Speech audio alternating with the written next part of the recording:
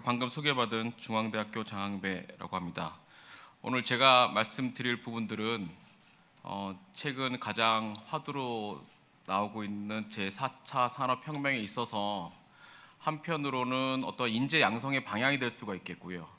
특히나 이제 분야를 더욱더 한정 짓는다면 특히 이제 우리 지속가능 성장을 위한 보안 분야에서 어떻게 인력이 양성돼야 될 것이고 그 인력의 어떤 해답은 우리 산업보안 전문 인력이지 않을까라는 생각에서 오늘 발제를 하게 됐습니다. 그래서 오늘 관련된 부분들에 대해서 차근히 좀 설명을 좀 드리도록 하겠습니다.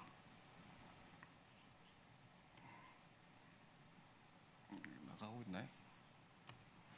자, 보시면 참 보안은 어렵습니다. 특히나 이제 보안이라는 것 자체가 어떤 사물을 보안하는 것이고 대상물을 보안하는 것인데 이 대상물에 놓여 있는 환경 자체가 또 계속 진화하기 때문에 그것에 대해서 어떤 대상물을 보호한다는 것이 상대적으로 그 진화의 속도에 맞춰서 또 진화의 어떤 다양성에 맞춰서 위험이 다가오기 때문에 그런 부분들에 대해서 우리가 체계적으로 보호하고 있지 않으면 상대적으로 그 효과적인 그런 성과를 거두기 어려운 것이 바로 이 보안 부분들인데요.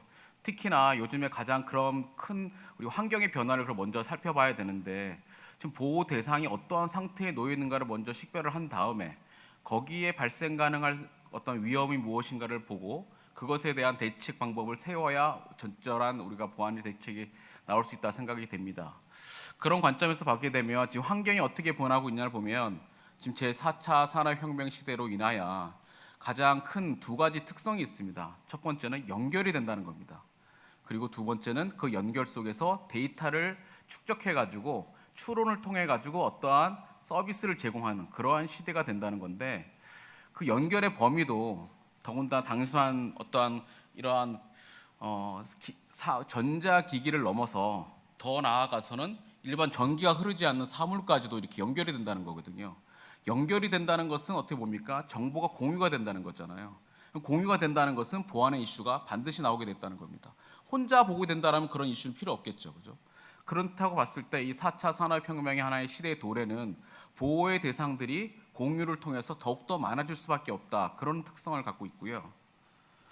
그리고 그러한 관점에서 대표적인 어떠한 사례로 나타난 것이 우리 김인배 저희 전임 학회자님께서도 말씀하셨지만 실질적으로 프로세스나 프로덕트 관점에서 똘똘한 어떠한 자동차, 그 다음에 신속하고 혁신적인 그런 생산 방식, 이런 것들이 스마트 팩토리라든가 또 자율주행차라든가 이런 것들이 ICT와 기존 다른 산업의 융합, 그것을 통해서 정보의 공유가 다양하게 일어남으로 인해서 이런 서비스가 가능하게 되겠죠. 그런 상황에서 봤을 때 이런 연결의 어떤 확장성, 그래 정보 공유가 다양해지고 많아진다는 것은 이렇게 프로덕트와 프로세스 관점에서 공유의 대상 범위가 그리고 양이 증가한다는 것을 의미합니다. 그렇기 때문에 우리가 그럼 이러한 시대가 열렸을 때는 그럼 어떠한 이슈가 그럼 다가올 것이냐? 앞서 말씀드린 바와 같이 예전 같은 경우에는 우리가 보안이라 그러면 상대적으로 전문 인력만 하는 것이고 특히 한 부서에만 이렇게 하는 걸로 봤었는데 이제는 이런 우리가 4차 산업혁명 시대의 가장 대표적인 기술로 여겨지는 그런 IoT, 소위 말하는 사물 인터넷 기술과 연관된 그런 이슈들을 정리해 본다라면 예전 같은 경우에는 웨어러블 디바이스라든가 핀테크라든가 클라우드, 그 다음에 스마트폰 이런 것들이 상대적으로 많이 회자되고 그 사물 인터넷 기술과 가장 많이 연관성을 가지고 있다라고 우리가 분석이 될 텐데요. 그런데 이 4차 산업혁명의 도래와 함께 제가 분석을 해보니까 사물 인터넷 기술과 가장 연관이 있던 것들은 이러한 기본적인 서비스와 함께 이 보안이 하나의 큰 하드로 다가온다는 것이고 가장 밀접하게 그리고 많은 수의 어떤 연관성을 보이고 있다는 것으로 보게 된다면 이제는 보안은 하나의 프로텍션 개념이 아니라 서비스에게 신뢰성을 줄 수 있는 하나의 이네블러로서의 역할을 할 수 있다는 게 그 4차 산업혁명에서의 보안의 역할이라 할 수 있겠습니다.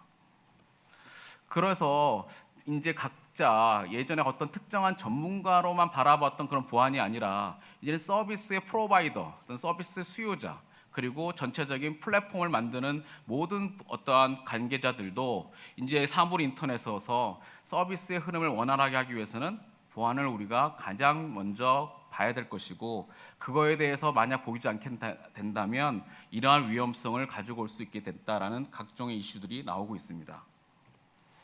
실질적으로 관련 문헌을 보게 되면 예전 같은 경우에는 우리가 보안의 위험들이 실제로 데이터의 로스 정도만 우리가 봤다는 거죠. 근데 보호 대상이 전자정보뿐만 아니라 연결되면서 사람도 연결이 되고 있고 문서도 연결되고 있고 그 다음에 오브젝트, 일반 사물들도 연결되다 보니까 기존에 있는 위험에 뿐만 아니라 사람에 대한 위해라든가 스카웃이라든가 어떤 생각을 뺏어간다든가 어떤 기업의 브랜드 가치를 위험스럽게 다가오게 된다든가 이렇게 융복합적으로 우리가 위험 요소도 다가옴에 따라서 한면 제가 문건을 좀 따왔는데요. 기존의 우리 전자적인 어떤 통제 방법으로는 인재 보안의 어떤 영역이라든가 대책이 한계성을 지니고 있을 수밖에 없어서 오늘 같은 이런 컨퍼런스를 통해서 지식재산이라든가 사람에 대한 관리라든가 그 다음에 관련된 어떤 다양한 어떤 위험 요소들을 좀 체계적으로 해야 될 필요가 있다라는 게 이 내용의 시사점이 되겠습니다. 그래서 저는 이제 한편으로는 정보보호 쪽에서 이제는 한편으로는 고도화, 즉 전자정보나 정보 시스템으로 대상이 되고 있는 정보의 보안의 대상이 좀 더 확대된다는 것이죠. 기본적으로 보게 되면 기존의 정보 보호 대상은 전자정보나 정보 시스템이었는데 이런 4차 산업혁명이 오다 보니까 시설이나 장비도 우리가 보호의 대상으로 보게 되는 것이고, 왜냐하면 연결되는 거니까요. 그리고 그것에 관련된 인력들도 이 보호 대상으로 우리가 확장되는 것입니다. 그래서 기존에 이러한 전자정보나 정보 시스템에 대한 한정된 어떤 보호 대상의 고도화가 진행되므로 다양화가 지연되면서 그에 대한 위해 행위들도 단순한 어떤 전자정보의 위변조라든가 서비스 거부 공격을 넘어서서 더욱더 더 나아가서 시설 장비의 파괴라든가 그다음 핵심 기술의 절취라든가 인력의 매수 이런 부분들도 위험 요소로서 이제 지속 가능 성장을 위해하는 그러한 행위로서 우리가 다가오게 되는 것입니다. 그리고 그에 대한 대응 방법들도 예전 같은 경우는 어떤 시스템, 프로그램을 통해서 어떤 보호 대책을 채웠지만 더 나아가서는 어떤 물리적인 영역이라든가 장비에 대한 보호, 그 다음에 관련된 경영 관점에서 우리가 통체적으로 봐야 될 문제들, 그다음 인력 관리 부분들도 실질적인 보호 대응 방법의 하나라고 볼 수 있는 겁니다. 예를 들면 예전 같은 경우는 백신이나 방화벽 시스템이라든가 이런 것들을 까는 것으로 한정된 보안의 영역이 점차 보호 대상이 넓어지면서 인력 관리, 즉 우리가 인력 참 좋은 기술 개발을 하고 있는 연구원들에 대한 체계적인 관리와 그리고 그들에 대한 어떤 적절한 보상 체계를 유지하는 것도 보안의 한 수단이 될 수 있다는 겁니다. 그래서 요즘 신문 광고를 보시게 되면 저는 아주 마음에 들어서 오늘 소개를 드렸는데요. 이제 보안은 하나의 어떤 툴이 아니라 조직이 지속 가능 성장을 위한 하나의 전략으로 받아들여야 될 것이고, 그리고 이것이 하나의 특정 부서에서 하는 것이 아니라 모든 구성원들이 우리가 모두 신뢰를 바탕으로 서비스를 제공해주고 그 자산들이 지속 가능하게 우리가 활용할 수 있도록 하나의 인프라가 이제 보안의 요소로서 받아들임으로 인해서 하나의 보안은 뭡니까? 경영이라고 이렇게 외치고 있는 겁니다. 그런데 이제 관련해 보시면 지금의 인력 부분들은 아무래도 전국에 지금 한 35개 여기에 정보보호학과가 있습니다. 정보보호학과는 앞서 말씀드린 바와 같이 정보보호에 한정된 그러한 전자정보라든가 정보 시스템에 한정된 어떤 기술적 보안 대책을 주로 핵심적으로 하고, 그리고 그 부분에 대해서 고도화를 진행하고 있기 때문에 주로 배우는 과목들을 보시게 되면 정보 자산에 대한 깊이 있는 이해와 함께 관련된 대응 기술들을 좀 배우고 있습니다. 그리고 암호학을 기반으로 해서 유출이 되더라도 그걸 활용할 수 없도록 이렇게 어떤 기술 기반의 어떠한 기술 대응 대책을 주로 고도화적으로 이렇게 만드는 것이 정보보호학과라고 한다면, 저희의 그 산업보안 특성학과의 어떤 방법을 보시게 되면 자산이 정보 자산을 넘어서 산업 자산까지도 보고 있기 때문에 기본적인 어떤 정보에 대한 해결 방법뿐만 아니라 앞서 우리 전임 학회장님께서 말씀하셨던 데이터의 미래는 가장 중요한 것이 데이터이기 때문에 어떤 그 외부로부터의 침입에 대한 데이터의 징후를 분석해주고 내부 어떤 행동 구성원들의 유출 징후를 분석해가지고 과연 어떻게 이거를 체계적으로 예방할 수 있고 문제가 발생했을 때 조사할 수 있는지, 그런 데이터 중심의 어떠한 기술 개발과 함께 기본적으로 사람을 연구하는 부분들도 상당히 필요하다. 앞서 우리 강옥 교수님도 말씀하셨다시피 어떤 사람을 기반으로 한 범죄 심리학적인 그런 접근도 필요할 것이고, 더 나아가서는 총체적으로 기업의 어떤 신뢰성인 그런 서비스 제공을 위한 어떤 경영 관점에서 더욱더 확대된 그런 수업을 우리가 진행을 하고 있습니다.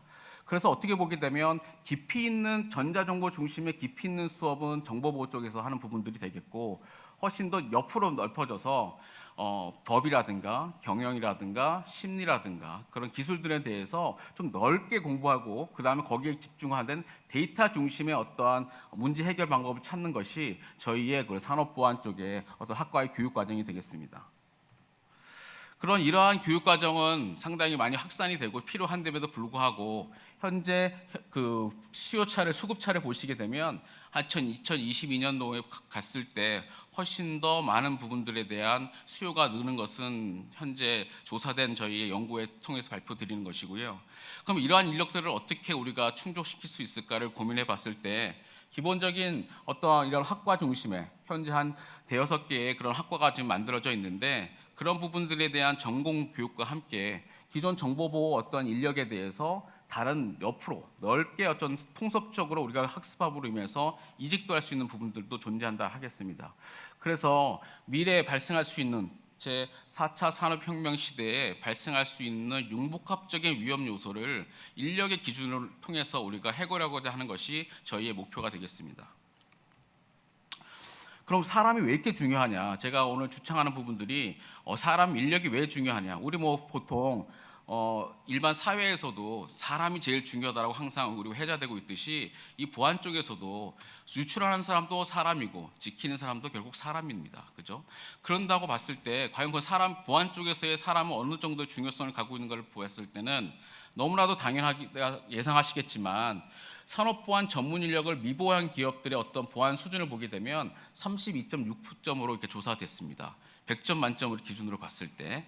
그럼 인력이라든가 전담 조직을 우리가 갖춘 기업을 보시게 되면 산업보안에 대한 수준도 높을 뿐만 아니라 그거에 대한 발생에 대한 피해 금액도 줄일 수 있는 것으로 저희가 조사된 것을 감안한다면 모든 중요한 부분들은 경영의 어떤 목표가 생겨졌을 때 그 경영의 세부 지침을 활용할 수 있는 어떤 인력의 중요성은 실제 계량적으로 분석해 봐도 상당히 중요한 핵심 요소 중에 하나고, 보안 활동을 시작하기 위한 하나의 선결 조건임을 우리가 알 수 있습니다. 그래서 예전에 어떤 보안의 관점을 어떤 기술 중심의 해결책을 마련하는 인력에서 넘어서서 보안 전문 인력이라고 한다면 실질적으로 기술이나 경영이나 법제도 등 다양한 균형감 있는 어떠한 문제, 보안 문제를 해결할 수 있는 균형감 있는 어떤 보안 인력이 되어야 되지 않을까라는 생각을 하고 있고요. 제가 관련해서 보안뿐만 아니라 관련한 일반 기업들의 요즘 최근에 인력 시장의 화두를 보게 되면 그 화두를 좀 정리한 키워드를 좀 뽑아놨습니다.